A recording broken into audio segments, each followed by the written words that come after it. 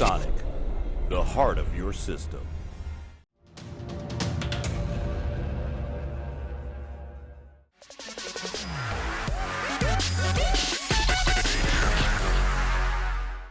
I'm Leo Woodard for KitGuru. This is Leo Says, my opinion piece, number 32. I was chuckling at some of the comments below Storm's recent review of the AK Racing Core Series EX gaming chair. Someone said something like, "Blimey, Leo looks different," clearly punning on the fact that myself and Storm look very, very different. And it occurred to me, I'm the face of diversity at KitGuru, amazingly enough. If you were to take me out of the equation, the average age of the other KitGuru people on YouTube is around about 24 years of age. There are other reviewers on the website side of things, that's slightly older perhaps, but on the YouTube side, the faces you see about 24. Put me in the equation, I reckon it's about 28 years of age. So that's the reason why they keep me around. It's to leaven the experience. I've got various boxes around me because I've had a busy period of time. I've not been doing many videos. I've been doing kind of getting ready for other stuff. It's actually quite frustrating. So I'm going to come to all of this actually. So first and foremost, we've had a funny period. So Computex is June, July, August, September, October, November, 5 months. 5 and a bit months, and we saw various products announced and they're starting to come through. It's taken longer than I expected. Generally things might be announced and come through a week or two later, maybe a quarter. This is like half a year and it's been getting frustrating. We did that event a week back, which was the Asus ROG phone. We're basically announcing a price for the phone. They're still sort of faffing around somewhat about which accessories are going to come to market. So instead of having like a showcase or like a retail stand with the phone and various accessories, it was like loads of phones, but where are the accessories? Nah, still working on it. And that was frustrating. So that's been many months, but the phone is now here, the price is here, and they'll be delivering just over 2 weeks time. It was December the 14th. Also this is G.Skill Trident Z Royal. Now, when I saw this at Computex, I thought to myself, okie dokie, it's DDR4 with basically different RGB. But look at that. It's actually been launched at the same time as the sample arrived. And they've delivered it in this really cutesy box. So I can plug a power pack into the back over USB, and you plug the memory into the memory slots, and lo and behold, it lights up. But obviously that's not actually a review, that's just a demo unit. But looking forward to getting to getting that on the test bench and actually seeing how it performs. But the lighting effect, that is impressive. And when we saw it at Computex, they had a great deal of it on show, and obviously it's under show lights. You don't really get the up close and personal experience. I'm glad about that. Further to the things coming through that you're kind of waiting for, 2 Intel processors arrived. The i7-9700K, which is the non-hyper-threaded part, and the i5-9600K. And I mean, look at the boxes. I mean, so they're Intel boxes, okay? This isn't me sort of making this up. Post-it notes. I know that Intel's short of retail products, but and I'll open it the correct way up because the label's actually on the bottom, and they're confidential parts. They're not even, they're not retail parts in a non-retail box. These are non-retail review parts in a non-retail box. I'm really surprised. Intel's launched a handful of 9th gen processors. We've had the 9900K, and that was a confidential part, and now we've got the other 2 parts, so I'm looking forward to testing those as well. But the very fact they're not even retail parts, I'm really surprised. And what else has been occupying me? So I've been going through my hardware because obviously RTX 2080 is here, so I need an RTX 2080 air-cooled and also one liquid-cooled, so I can move parts around when I'm building systems and testing cases and such like. So I showed those the other day, which is a block from EKWB, and also Fantech sent me that block there, which fits both 2080 and 2080 Ti. There's a dividing line in the block world, liquid cooling, whether the block is specific to 2080 or 2080 Ti or fits both. So the Fantech is both, the EKWB you need a specific model. I'm not yet sure which way Alphacool is going to go on that one. We should have an Alphacool coming through as well. So I then have the RTX 2080 that's appeared in a few reviews already, and the RTX 2080 that I recently bought. Here's the funny thing. I ordered the second RTX 2080 14th of November. It was delivered on the 21st. I actually had to chase it up. It's funny things, basically, as soon as I sent the email, bump, it arrived. It's meant to be like next working day pretty much. So it arrived on the 21st, and today I read that Nvidia is bundling a voucher for Battlefield 5 with purchases of 2080, 2070, 2080 Ti. That's if you buy it between the 20th of November and the 7th of January. 20th of November. So I bought mine on the 14th of November. It wasn't satisfied until the 21st. In the meanwhile, that date has appeared, which means I don't get a voucher for Battlefield 5. So I'm not annoyed, but there is an element of, blimey, it sucks being a paying customer, that's for sure. Further on the subject of Nvidia, you can now have ray tracing in Battlefield 5. There have been a few people testing it already. Hardbrand Box did a test. The frame rates look just dire. If you want proper image quality with ray tracing, they were dropping by about 2/3. I mean, just totally useless. So at the moment, the instance of ray tracing in a game, nah, you wouldn't do it.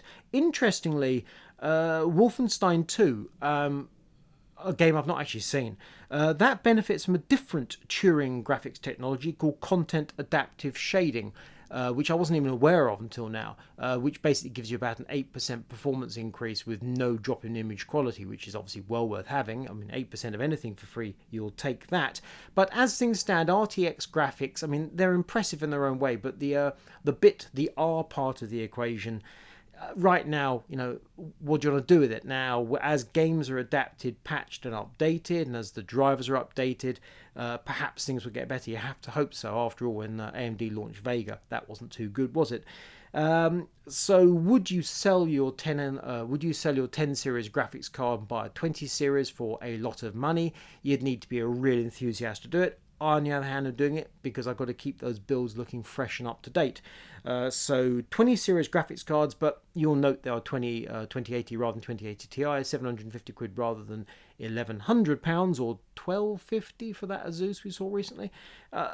The money is just unbelievable. Other hardware that I've got here is this EK Velocity block, which will fit basically every Intel socket that I'm interested in. That's the Velocity that we saw at Computex, so that's bang up to date. And that Watercool block there, all their boxes look the same, so you don't actually get a name on it, but that's their Heatkiller 4 for AMD. When I recently did a build with a Ryzen 7 2700X, the older EK block on it appeared to be delivering not great results. So got a Heatkiller block there so that AMD can continue to produce the goods. And then we have these fellas here. We have a pair of Asus ROG Strix Vega 64 graphics cards. 1 and 2. Two 2080s, two Vega 64s. And my thinking there is, apart from the fact I want multiple graphics cards, is that we're not showing any sort of favoritism towards either red team or green team. And here we have EKWB Vega Strix block and backplate. You will note RGB because, you know, you have to, don't you? Those graphics cards, £410 each. I got them from OC UK, but that looks like the price you'll pay pretty much anywhere, and that is one heck of a drop. They were 600 and something, or about 650 until very recently. When I was, remember Dominic was away and I did the launch review of the RX 590 graphics card. That was a Sapphire. So I was looking up the price of the Vega 56 because that's comparable with the GTX 1070. And I did have a glance at prices of Vega 64 just a couple of weeks ago, and they were nothing like £410. So those prices have come whooshing down, and it feels like there's a lot of overstock in the channel. All this moving hardware around and getting the new stuff in. This is the GTX 1080 Ti that's appeared in a few builds that I've done with a new Alphacool block on it. That's the latest Watercool block.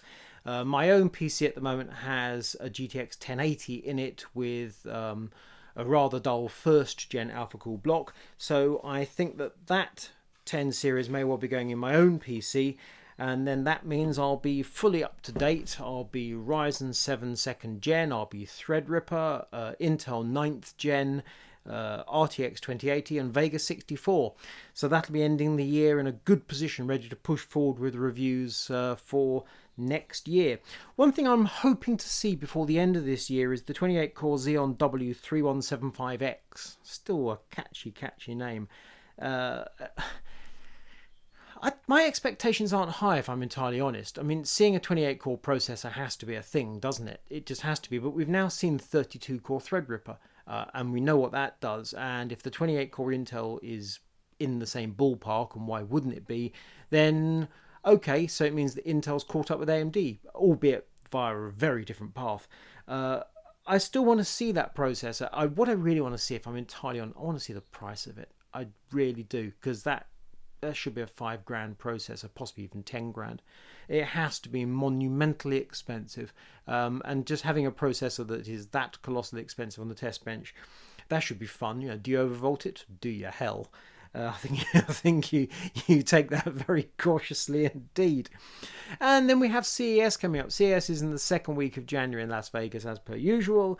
And the question is, what are we going to see? So, as I've just demonstrated, some of the things we saw at Computex 6 months back are now coming through, which means that the items that we see at CES, will they be launching and genuinely available, or will they be launching and kind of trickling out through 2019? You have to wonder about that. Laptops is what I'm really going to be looking for. I mean, we know that companies such as Corsair, Fantex, Cooler Master, Thermaltake are going to have a whole range of products, because they always do. But the real hardcore of this business is the chips. AMD, Intel, Nvidia. I mean, we all know this. And yeah, I was going to say Samsung. I mean, they are in their own way, obviously, for storage. But it's those three companies are the ones that really tend to drive things forward. And what we currently want are laptops that have Intel 9th Gen CPUs, along with NVIDIA 20 series graphics. That is obviously the case. And it has to be happening at some point. Now, whether ray tracing has any part of a laptop, I wouldn't even begin to want to say. But nonetheless, that's what you want to see. And I don't know what's going to happen. I find it hard to believe that NVIDIA is going to work hand in hand with Intel. Are we going to see something like Intel 9th Gen CPUs paired with NVIDIA 10 series graphics? Are we going to see, Lord help us, Intel 8th Gen paired with NVIDIA 20 series? And that'd be awful. We do want 9th Gen with 20 series, and then we can move forward. In the gaming world, obviously. In the thin and light territory, it's a completely different thing. But that is clearly what we want. And meanwhile, what is AMD likely to be doing at CES? They will surely be doing we've got Rome, we've got Epic, we've got the server side of things, we've got this thing, we've got 7nm with this massive number of cores. And they will be right, I'm quite sure, unless something quite unexpected happens. But I'm looking at Zen 2 for the desktop. I don't expect to see anything in the way of new APUs anytime soon. APUs seem to really drag along behind the processors. I'm not expecting to see Ryzen Zen 2, which would be Ryzen 3000s, anytime soon. Could be wrong, but I'm sure there'll be roadmaps, but I don't expect to see the products. Threadripper, obviously, we've just had the 2nd gen Threadripper, so 3rd gen. It would be a bit weird to have it anytime soon. And then AMD graphics. And because we saw the RX 590 quite recently, I don't feel the least bit confident we're going to see 7nm Navi anytime soon. Now, I'm not particularly expecting anything great from Navi. I mean, if it matches GTX 1080, that's perfectly acceptable, particularly as RTX 2080 hasn't really moved the goalposts significantly forward. So if Navi can come along and match 1080 and be cheaper and less power and so on and so forth with the 7nm technology, great. But when will it be? And at the moment it's feeling like, is that going to be the Computex part? You'd hope it's CS, but I just don't think it's going to be. And I'm desperately disappointed to be saying that at this stage in the game. So we're going to have a funny situation where we're waiting for Nvidia and Intel to bring out a combination of parts in the mobile world in particular.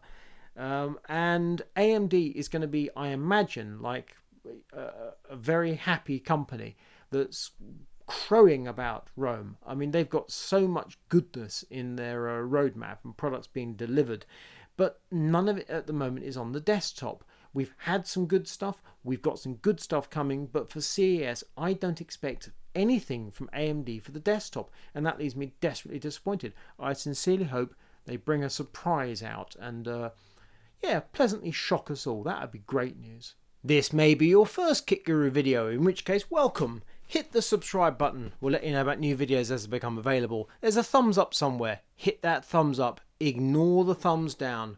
Thumbs down is bad. I'm Leo Wood for KitGuru. This was Leo Says.